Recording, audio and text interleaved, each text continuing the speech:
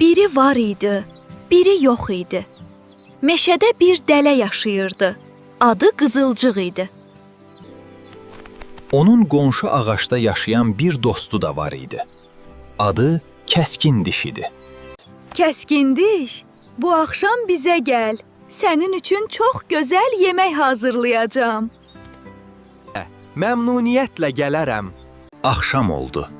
Qızılcıq dostu üçün çox gözəl bir şorba hazırladı.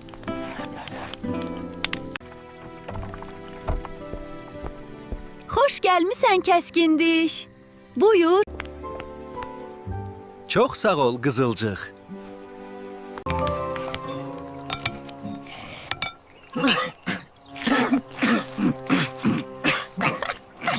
Məlum oldu ki, Qızılcıq zarafatla şorbanın içinə istiyot əlavə etmişdi.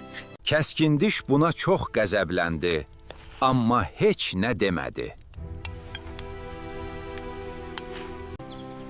Bir müddət sonra Kəskindiş də Qızılcığı qonaq çağırdı və şorba hazırladı.